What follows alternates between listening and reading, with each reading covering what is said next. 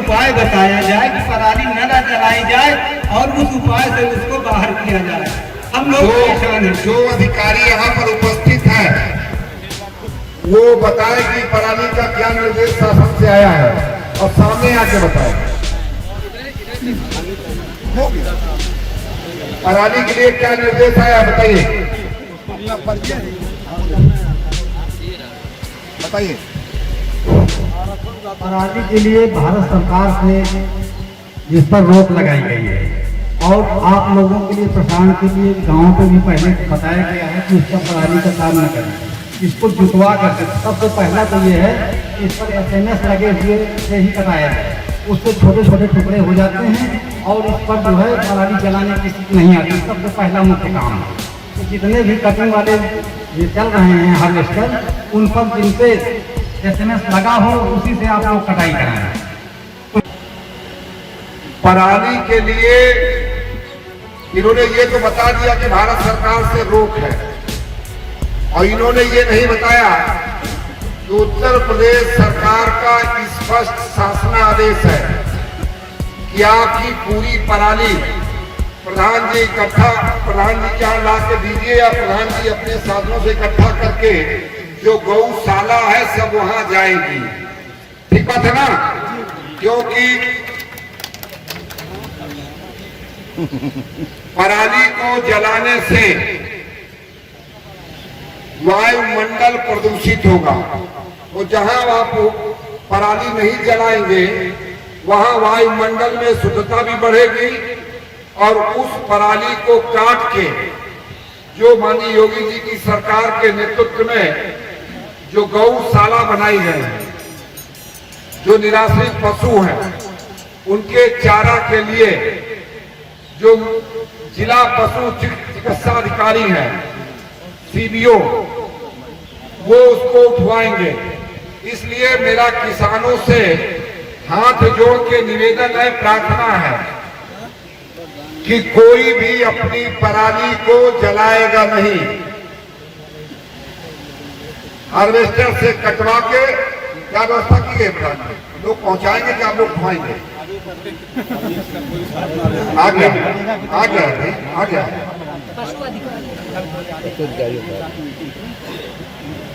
अभी DM से बात करके और उनको जाने से पहले बता कर होगा। मैं जो कह रहा मेरी बात सुनिए। मैं 2 दिन से मीटिंग कर रहा हूँ, लोगों को यही बता रहा हूँ। आ गया है ये सारा का सारा पराली काट के इकट्ठा होगा, जलाया नहीं जाएगा। इसे निवेदन मेरा पैसा उनके खाते में जा नहीं रहा। कुछ लोगों के खाते में आज तक 1 रुपए भी नहीं है, जबकि सरकार हमको 12,000 रुपए हमारे हर किसान के खाते में आ चुका है। सरकार के हाथ में पूरा पैसा आ जाता है, लेकिन ऐसी गड़बड़ियां हैं। तो मैं सांसद से निवेदन करूंगा कि एक कैंप हर गांव में अगर किसी विभाग से करवा देते तो किसान विभाग के विकास भवन दौड़ चक्कर काट रहा है, वो गांव में ही आधार कार्ड अपना खाता सुधार करवा लेता। इसमें मेरा निवेदन है कि माननीय सांसद जी से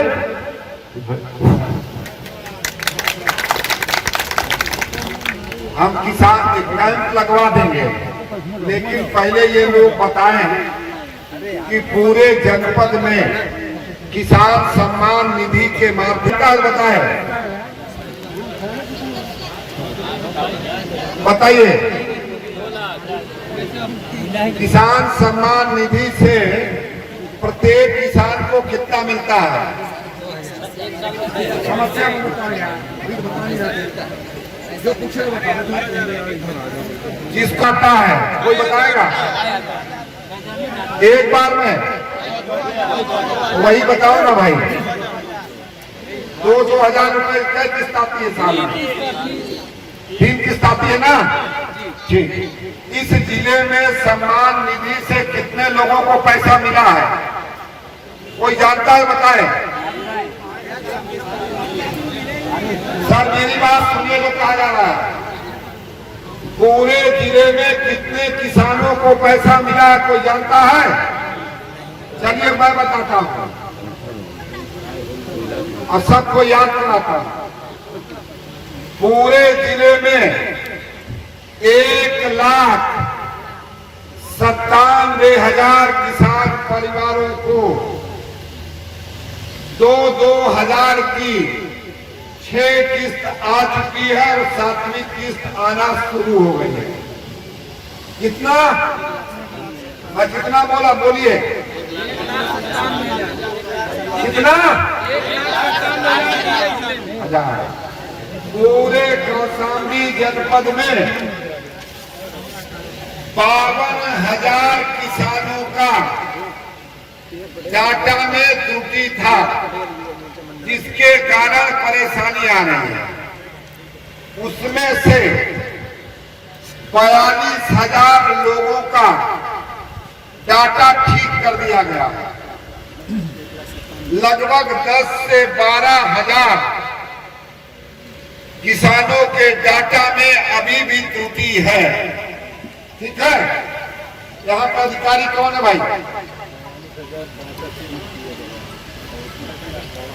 वीडियो साहब है क्या?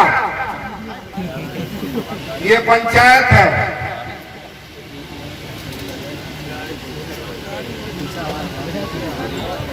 कौन लगवाएगा? कोऑर्डिनेट आप करिए और कल ही चिट्ठी भेजिए और प्रधान से बात करके यहाँ पर कैंप लगवा दीजिए। ठीक, जिसका डेटा गड़बड़ हो ठीक कर दे, जिसका छूटा हो अपडेट हो जाए।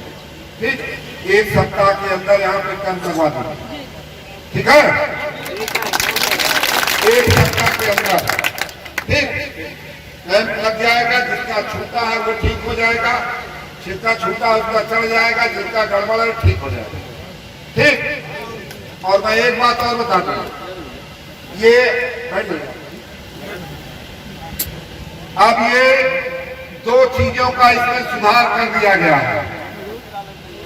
एक तो ऑनलाइन कर दिया गया है कि पे जाइए और अपना डाटा स्वयं ठीक करिए और ठीक करके कागज ले जाके ब्लॉक में वीडियो को दे दीजिए, ये तहसील भिजवा दीजिए। एक बात ठीक, और दूसरी बात यह है कि सबका आधार खाते से जोड़ा जा रहा है। जिनकी भी 6वीं किस्त या 7वीं किस्त नहीं आ रही होगी, उसमें सबसे बड़ी दिक्कत केवल यही है कि लोग आधार से अपने को जोड़ नहीं रहे। ठीक, इसलिए मेरा सभी से निवेदन है कि जिसकी भी डाटा ना चढ़ा हो वो जाके सहज केंद्र में चढ़वा ले, और जिसका गड़बड़ हो वो भी जाके सहज केंद्र में ठीक करा के और अपना फोटो कॉपी ले जाके वीडियो के यहाँ जमा कर ले। ठीक, वीडियो आपके लिए इतना करेंगे कि इकट्ठा करके तहसील में भिजवा देंगे। ठीक है, चलिए भाई, और बताइए कौन बोलेगा? अच्छा लगा सर कि 2,000 रुपया जो तिमाही आता है, इसमें सभी लोगों को फायदा है, क्योंकि 3 फसल के लिए पैसा आता है ये। ठीक है ना? 6,000 रुपए एक साल में। ठीक, चलिए अब अपनी समस्या हो गई। समस्या ये है सर कि किसानों का क्रय केंद्र पर 2 ही धान दिया जाता है, बाकी और धान किसानों को नहीं दिया जाता। मंसूरी है और दामनी है। ठीक, यहाँ पे क्रय केंद्र से संबंधित कोई है? भाई साहब कहाँ है? ठीक बात है ना? सड़क बिजली पानी तो रोज होगा, लेकिन इस देश के अन्नदाता, इस जिले के अन्नदाता की बात पहले होनी चाहिए। ठीक बात है ना? भाई साहब आइए और माइक दीजिए भाई, बताइए कौन कौन धान खरीदने की सरकार ने कहा?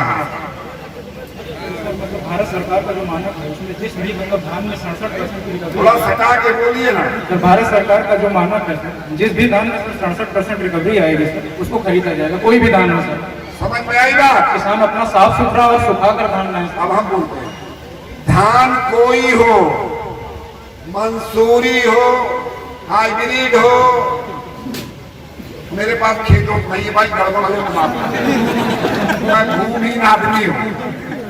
आप पता करवा लीजिए, मेरे पास 1 का खेत ना। हमने बाप दादा जो है जमींदारन साहब के बगिया लेके ताके, हम बगिया तो बता सकते कि आम कितनी फसल के होते हैं, अमरूद कैसे होते हैं, आंवला कैसे हो, लेकिन खेती किसानी भाई हमका नहीं आवा। ठीक, तो सरकार ने स्पष्ट किया है चाहे वो मंसूरी हो, चाहे हाइब्रिड हो, चाहे जो हो, जिसकी रिकवरी 67% है वो सबको लेना पड़ेगा। ठीक है, ये काम ठीक है कि नहीं? ताली बजाओ। ठीक बात है ना? बिना डरे सूचना देंगे, लेकिन ये बात आधी बताए, पूरी मैं करता हूं। जिस किसान को अपना धान बेचना है वो ऑनलाइन जाके अपना रजिस्ट्रेशन भी कराए। ठीक बात है ना? सब लोग रजिस्ट्रेशन करवाएं। ठीक, और धान को साफ करके सुखा के तब ले जाना। ठीक, जिससे कोई आपको परेशान न करे। ठीक है? और धान क्रय केंद्र पे अगर पीने को पानी न मिले तो भी बताना। ये व्यवस्था रहेगी ना? व्यवस्था है? ठीक। माता की, भारत माता की। जितने लोग हैं उतनी आवाज नहीं है। भारत माता की जय इसलिए बुलवाया जाता है कि जहां पर हम 1 घंटा और 1 मिनट नहीं रह सकते, आपके पूत, आपके लाल देश की सीमा की सुरक्षा के लिए 24 घंटा बैठते हैं। ऐसे जवानों को नमन करने के लिए बोला जाता है, बोलो भारत माता की, भारत माता की। अब उस वीर जवानों को भी लगा होगा कि उनकी मेहनत, उनकी तप और उनकी तपस्या, जो देश की सीमा की सुरक्षा में उन्होंने कुर्बानी देने के लिए खड़े हैं, वो बेकार जाने वाली नहीं है। आज इस क्रोयो ग्राम सभा में चाहे 2014 का चुनाव रहा हो, चाहे 2019 का चुनाव रहा हो, चाहे 2014 के चुनाव से पहले मुझको बिना देखे, मुझको बिना सुने, मुझको बिना जाने आपने देश की सबसे बड़ी पंचायत में मुझको भेजने का काम किया। और दोबारा 2019 में मेरी गलतियों को ध्यान न देते हुए दोबारा देश की सबसे बड़ी पंचायत में आपने भेजा है। इसके लिए मैं आप सभी किसान भाइयों को नमन करता हूँ, आभार व्यक्त करता हूँ, धन्यवाद देता हूँ और आपको इस बात का विश्वास दिलाता हूँ कि जिस आस्था, उम्मीद और विश्वास के साथ आपने देश की सबसे बड़ी पंचायत में भेजा है, आपके हक और हुकूक के लिए, आपके उत्थान और विकास के लिए, कौशाम्बी के उत्थान और विकास और कल्याण के लिए मेरे जीवन का कण कण, मेरे जीवन का पल पल और मेरे जीवन का क्षण क्षण कौशाम्बी लोकसभा के उत्थान और विकास के लिए समर्पित रहेगा। यह विश्वास दिलाते हुए मैं आपका नमन करता हूँ, आपका प्रणाम करता हूँ, आपको बधाई देता हूँ, अपनी मातृशक्ति को भी नमन करता हूँ कि जिस तरह से मतदान में बढ़ चढ़ के हिस्सा लेते, चाहे केंद्र में मोदी सरकार हो, चाहे प्रदेश में योगी सरकार को सफल बनाने के लिए आपने मतदान किया है। क्या मोदी सरकार, योगी सरकार के प्रतिनिधि होने के नाते हम अपनी मातृशक्ति को भी नमन करते हैं, प्रणाम करते हैं।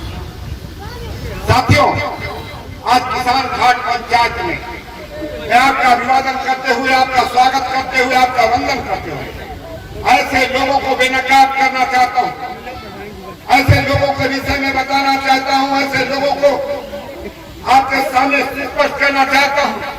चाहे 2014 का चुनाव रहा हो, 2017 का चुनाव रहा हो, चाहे 2019 का चुनाव रहा हो, जिसको जनता ने पूरी तरह से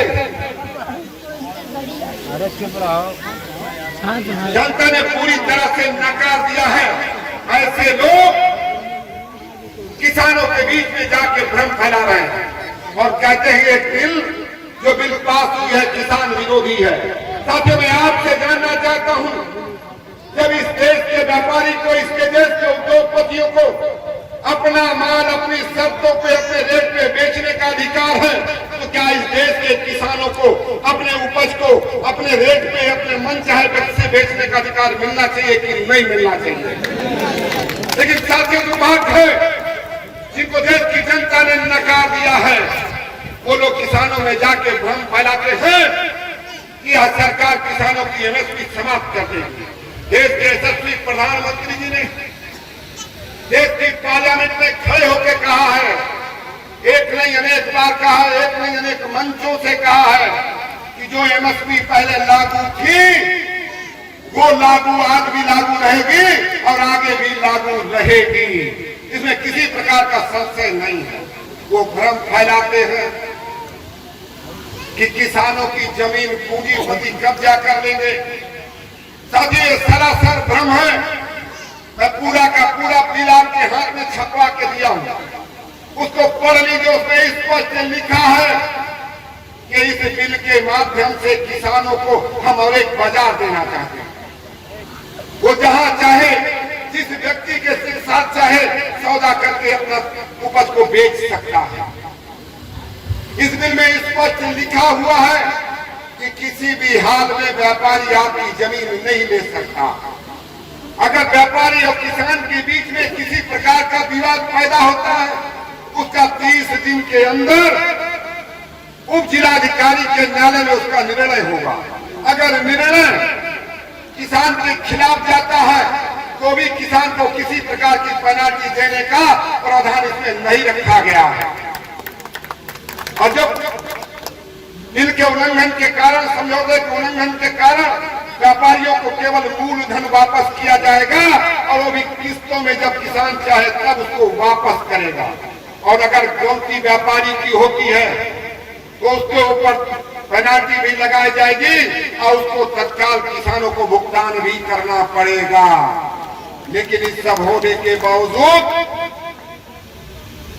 ये विपक्ष के लोग, जिनको देश की जनता ने नकार दिया है, किसानों में भ्रम फैलाते हैं कि किसानों की जमीन पूंजीपति ले लेंगे।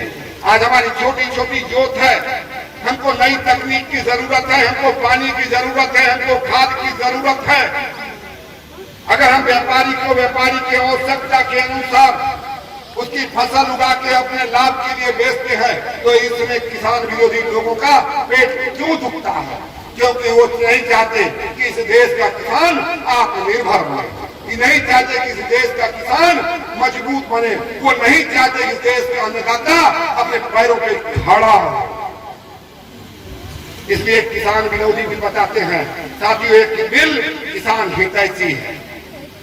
किसानों को इस बात का अधिकार देता है कि अपने शर्तों पे जिसको चाहे वो माल बेचे, चाहे वो कश्मीर में बेचे, चाहे कन्याकुमारी में बेचे, जहां चाहे वहां बेचे, उनको ये अधिकार देता है। लेकिन वो विरोधी लोग नहीं चाहते कि किसानों को अधिकार मिलना चाहिए। ये वही लोग हैं जिन्होंने लंबे समय तक इस देश के किसानों को कमजोर बनाए रखा, इस देश के किसानों को गुलाम बनाए रखा। इस देश में स्वामीनाथन कमेटी की रिपोर्ट आज से 20 साल पहले आती है, लेकिन उस रिपोर्ट को लागू नहीं की जाती। स्वामीनाथन बार बार कहते हैं, इस देश का किसान मजबूत किए बिना हम इस देश की तरक्की नहीं कर सकते। ये भारतीय जनता पार्टी की सरकार है, जिसका स्पष्ट मानना है कि ऋषि और कृषि परंपरा का देश है। इस देश के ऋषि और कृषि को मजबूत किए बिना इस देश को मजबूत नहीं किया जा सकता। इसलिए देश के यशस्वी प्रधानमंत्री जी के नेतृत्व में जहां स्वामीनाथन आयोग की रिपोर्ट को लागू किया जाता है, किसानों को सम्मान निधि दिया जाता है, किसानों को बिचौलिए से बचाने के लिए ई मंडी की शुरुआत की जाती है, किसानों को समय पे खाद मिले इसके लिए नीम कोटेड एरिया की शुरुआत की जाती है, किसानों को समय पे पानी दिया जाता है, किसानों को एमएसपी लगातार बढ़ाई जा रही है। उसके बावजूद कहते हैं ये किसान विरोधी। अरे सूप तो सूप बोले, चलनियों बोले, जेके 72 इसने किसानों के लिए एक काम न किया हो, इस देश के अन्नदाता को कमजोर किया हो, इस देश के अन्नदाता को हमेशा मजबूत किया हो। वो आज किसान के हित की बात करते हैं। अरे आपके मुंह से शोभा नहीं देता। इस देश में जब से 2014 से मोदी जी की सरकार बनी है, तब से लगातार किसानों को मजबूत, किसानों की आय को दुगनी करने के लिए एक नहीं अनेक कदम उठाए जा रहे हैं, एक नहीं अनेक कानून बनाए जा रहे हैं। क्या बीमा किसान फसल बीमा योजना की बात किया जाए, चाहे ई मंडी की बात किया जाए, चाहे आपके कौशाम्बी में किसानों का ट्यूबवेल हो, चाहे सरकारी ट्यूबवेल हो, चाहे प्राइवेट ट्यूबवेल हो, उसके लाइन अलग करने की बात किया जाए, चाहे लगातार सरकार किसानों को मजबूत कर रही है। लेकिन विरोधी, जिनको देश की जनता ने नकार दिया, जिस देश की जनता जिनको सुनना नहीं चाहती, देखना नहीं चाहती, अब वो ट्रैक्टर चलाते हैं, ट्रैक्टर चलाते हैं। इस देश की गौरवशाली और वैभवशाली परंपरा रही है कि हम लोग यंत्रों को पूजते हैं।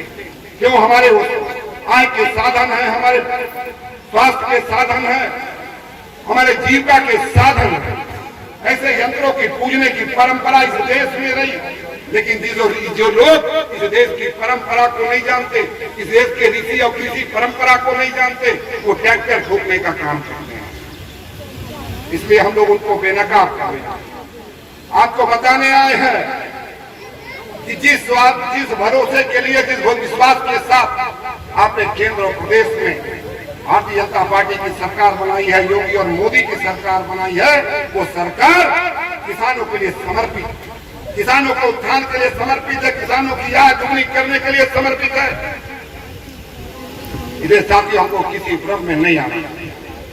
लोग कहते हैं देश के यशस्वी प्रधानमंत्री लगातार इस देश के गांव, गरीब, किसान, शोषित, अनुसूचित, अगड़ा पिछड़ा समाज का ऐसा कोई वर्ग नहीं जिसके उत्थान और कल्याण और विकास के लिए काम न किया हो। चाहे इस देश में 8 करोड़ उज्ज्वला देने की बात की जाए, चाहे 10 करोड़ लोगों को आयुष्मान कार्ड देने की बात किया जाए, चाहे 10 करोड़ महिलाओं को शौचालय देने की बात किया जाए, चाहे 2 करोड़ लोगों को आवास देने की बात किया जाए, हमने किसी चीज में कभी भेदभाव नहीं किया। हमने किसी से किसी की जात नहीं पूछी, कभी किसी का धर्म नहीं पूछा, कभी किसी से ये नहीं पूछा कि आपने हमको वोट दिया कि नहीं दिया। हम तो अंत्योदय को मानने वाले लोग हैं, हम अंत्योदय पे चलने वाले लोग हैं। समाज के अंतिम पायदान पे बैठे हुए व्यक्ति को विकास के मुख्य धारा में जोड़े, ये हमारा लक्ष्य है। अंत्योदय हमारा नारा नहीं, अंत्योदय हमारा लक्ष्य है। और उस लक्ष्य को पूरी करने के लिए हम दिन रात काम कर रहे हैं और आपको विश्वास दिलाते हैं हम उस राजनीतिक दल के कार्यकर्ता हैं जो अंत्योदय की चिंता करता है। और इस समाज के अंतिम पायदान पे बैठे हुए व्यक्तियों को जब तक समाज के मुख्य धारा में नहीं जोड़ देंगे, न चैन से बैठेंगे, न चैन से लोगों को बैठने देंगे। इसलिए साथियों, आपसे निवेदन करने आए हैं, ये पहला अवसर है जब किसानों की बात सुनी जाती है। नहीं तो नेता आते हैं, मंच लगता है, भाषण देते हैं, चले जाते हैं। इस परंपरा को समाप्त करना चाहिए। आप हमारे भाग्य विधाता, हमारे मतदाता हैं, आप हमारे हुक्मरान हैं। ये आपको अधिकार मिलना चाहिए कि जब वोट मांगने के समय आते हैं तो समय समय पर आके अपने मतदाता को नमन भी करना चाहिए, अपने मतदाता को हिसाब भी देना चाहिए। ये परंपरा किसी में ताकत नहीं है कि आके आपके बीच में चर्चा कर पाए। हम और हमारे कार्यकर्ता, हमारे जनप्रतिनिधि आपके बीच में आते हैं, हम चर्चा करते हैं, क्योंकि हमको अपने देश की जनता पे भरोसा और हमने ऐसा कोई काम नहीं किया कि हमको मुंह छुपा के बैठने की जरूरत है। इसलिए भारतीय जनता पार्टी के कार्यकर्ताओं से मैं कहना चाहता हूँ, चाहे जो चौराहे चट्टी हो, खुल कर बोलिए, खुल कर जवाब दीजिए। आपकी सरकार ने, आपके मंत्री ने, आपके सांसद ने, आपके विधायक ने ऐसा कोई काम नहीं किया जिससे आपका सर झुके, बल्कि देश के यशस्वी प्रधानमंत्री जी ने ऐसे ऐसे काम किए हैं जिसकी लोग कल्पना नहीं कर सकते थे। किसी ने कल्पना नहीं की थी कि धारा 370 समाप्त होगी। किसी ने कल्पना नहीं की थी कि आप इस देश में रामलला का मंदिर बनेगा। किसी ने कल्पना नहीं की थी कि नागरिकता संशोधन कानून भी बनेगा। कश्मीर के नेता कहते थे कि धारा 370 हटेगी तो खून की नदी बह जाएगी। मैं उस नेता को नमन करता हूँ, उस नेता को प्रणाम करता हूँ, आदरणीय अमित भाई शाह को प्रणाम करता हूँ, जिनके नेतृत्व में 370 हटाया। खून की नदी को छोड़ो, पसीना भी नहीं बहा। मैं उस नेता को नमन करता हूँ जो 552 साल पुरानी राम मंदिर के निर्माण को मिनटों में चुटकी बजा के समाधान कर दिया। ऐसे नेता, अपने नेता आदरणीय नरेंद्र भाई मोदी को भी नमन करता हूँ, उनको धन्यवाद देता हूँ कि आप यशस्वी हो। आपके नेतृत्व में देश में एक नहीं अनेक काम होना बाकी है।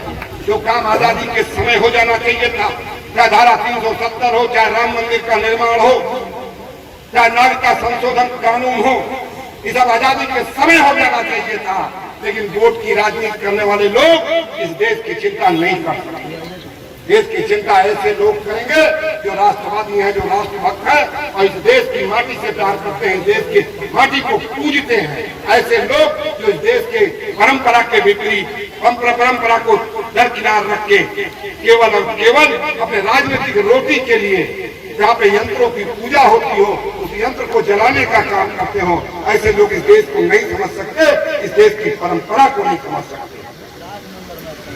जो अंतिम बात कह के अपनी बात पूरी करूंगा।